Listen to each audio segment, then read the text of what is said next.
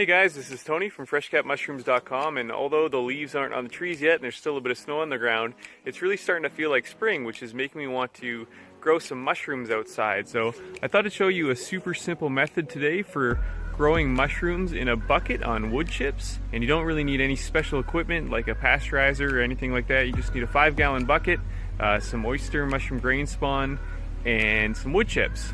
So I have this grain spawn here that's been sitting probably way too long, so it's definitely ready to go. I'm also going to be using some aspen wood chips that I'm going to pasteurize in a tote, just using hot water from the tap and a little bit of hot water from the stove. And then I'm going to be using a 5-gallon bucket that I'm going to drill a bunch of holes into, and the mushrooms can colonize inside that bucket and eventually fruit out of those holes.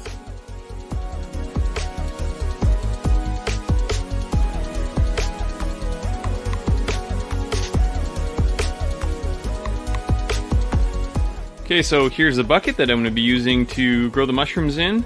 You can get these buckets at wherever, obviously Home Depot, but it's just a regular 5-gallon bucket. And I've already got some drain holes on the bottom, which allow any kind of excess moisture to drain out. But I'm also going to go ahead and drill a bunch of holes all around the bucket, 1/4-inch holes, probably every couple inches or so. That will allow it, one, to breathe, and also will allow the mushrooms to eventually fruit from. So I'm going to ruin the bucket, but it'll be great for growing mushrooms.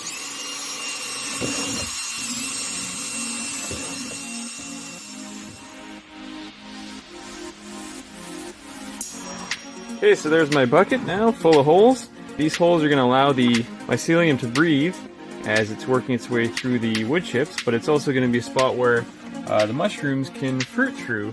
And they're obviously not going to fruit through every single hole. And that 1/4-inch doesn't look like a lot of room for the mushrooms to grow through, but I've seen some of the biggest oyster clusters come out of holes no bigger than that, so it'll be just fine.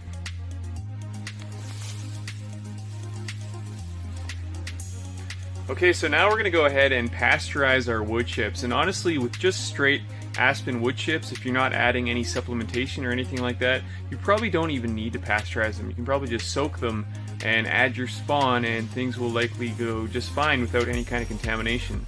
But I do like to pasteurize them just because it does give a better chance for the mushrooms to fully grow and eventually fruit. And it also seems to kind of soften the wood chips a little bit and make it easier for the mycelium to work its way through the substrate and eventually fruit that way. So with pasteurizing, you're going to have a really good chance of success, so that's what we're going to do. But we don't need a big 55-gallon drum or propane burner or anything like that. I just have a large tote that I'm going to fill with chips and then fill with hot tap water, just straight from the hot water tank. And then I'm going to add a few gallons of boiling water from the stove, and that should be enough to get the temperature up to close to around 80 degrees Celsius, where the chips are going to sit, and we're going to leave them overnight, and then the next day we're going to take them out and add them to the bucket once they've cooled, and then we can add our spawn as well. Okay, so I've had the wood chips pasteurizing overnight, and now they are pre-soaked and pasteurized and ready to go. So I have this spawn here that I'm going to add to the wood chips, and I'm going to put it down in layers. So I'm going to put down like a thin layer of wood chips, and then a little bit of a layer of spawn, then a layer of wood chips and a layer of spawn, and put it down kind of like a layer cake throughout the whole bucket until we get right to the top.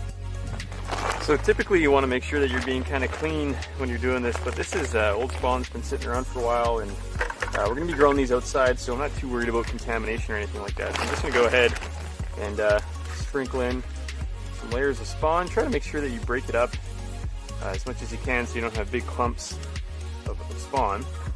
But yeah, you'll put in a layer of spawn like that, and then just throw in a layer of wood chips. And every time you put down a layer of wood chips, you want to press it down just so it gets nice and compact. And that'll help the mycelium to jump up and fully colonize all those wood chips.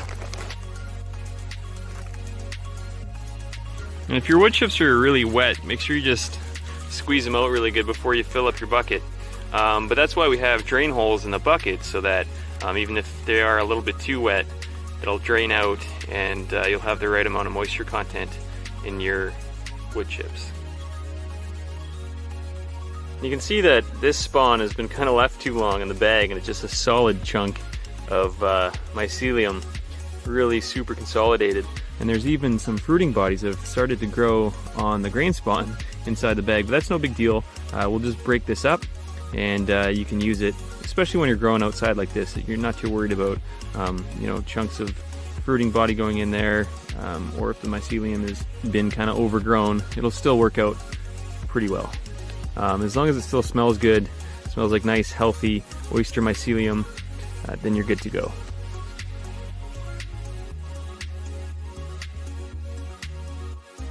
Okay, so that's it. Once you get to the top of the bucket, you want to make sure that your last layer is a layer of wood chips, and then just put a lid on top,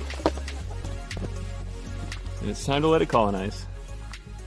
So for this bucket, I ended up using about 5 pounds of grain spawn, and I'm not entirely sure how many wood chips, but I guess enough to fill a 5-gallon bucket. Now I'm just going to put this bucket somewhere where it can colonize. A perfect spot would be the garage, or somewhere out of the way where it can colonize for 10 to 14 days and still drain a little bit if it has to. So we're going to put it away and come back and check it in a couple weeks, and it should be ready to put outside in fruit.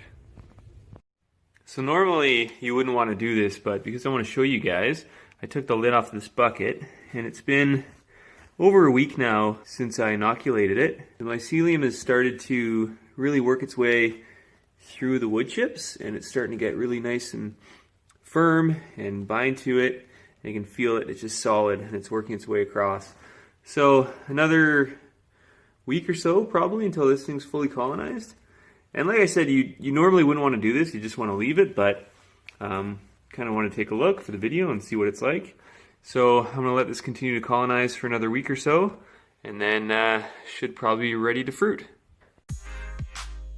Okay, so the oyster bucket has been colonizing for a few weeks now, and I hadn't really paid much attention to it, but I looked at it the other day. I just had it in a garage, and it's starting to fruit quite nicely. So I brought it outside, and we're going to continue to let it fruit through those holes. So blue oyster mushrooms in particular are really sensitive to CO2 concentration. So I brought them outside to fruit them, which is one of the easiest and best places to fruit oyster mushrooms, because they'll, you know, there's lots of fresh air and they'll be able to grow into these big clusters with nice large caps. The challenge is to be able to maintain high humidity. So usually when you put these buckets outside, you want to put them in a location where they're kind of out of the wind, maybe in some tall grass or in some trees where they can, you know, stay relatively humid without getting too dried out. Because if the pins do dry out, they will eventually abort and just kind of stop growing or not grow very well. So luckily right now it's pretty humid. It's been very rainy and cloudy, but still I've put it in the corner here so it's gonna stay out of the way of a lot of the really heavy winds, or any wind really that would kind of dry it out and cause it to grow slowly or abort fruiting altogether. Now it's also always good to have a spray bottle on hand, especially if you can check your bucket every once in a while, just to make sure that the caps of the pins aren't drying out too much. Alternatively, you can also drape a bag over the bucket to try and maintain that humidity, just, you know, opening it up a few times a day to make sure that it's getting some fresh air in there. But that'll really help to maintain the humidity, and it'll ensure that your fruits don't dry out. Now once it's past the initial pinning stage, the high humidity is a lot less important, but especially when the mushrooms are just starting to show up through the bucket, then you're going to want to make sure that it stays relatively humid while those mushrooms are growing. So I'm going to continue to let these mushrooms grow for the next few days, and now they'll start to grow really, really quickly, and it won't be long before we're going to be able to harvest some of these mushrooms.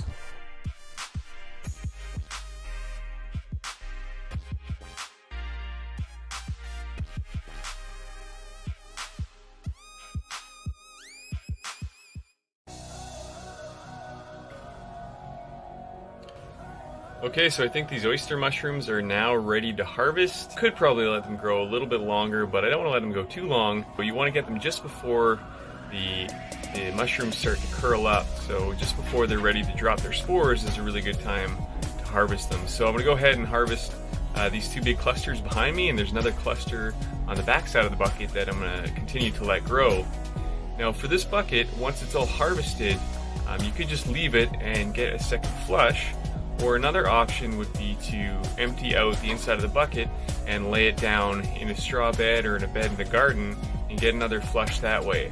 And to harvest them, all I'm going to do is just take a knife and cut off the whole cluster in one piece, right at the back, right at the hole where they grew from. And it's pretty amazing to imagine that this entire cluster, well, there's 2 clusters there, but it's pretty amazing to imagine that this entire cluster of oyster mushrooms is growing out of one tiny little 1/4 inch hole.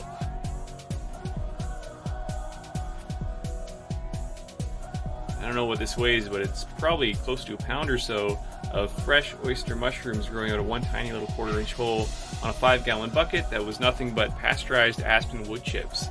So yeah, this process is super easy to do. Pretty much anybody can do it at home if you have a bucket, some aspen wood chips, and some grain spawn. So I highly recommend you give it a try. But anyways, I'm going to go and enjoy these mushrooms. So thanks so much for watching. I'm Tony from freshcatmushrooms.com, and we'll see you next time.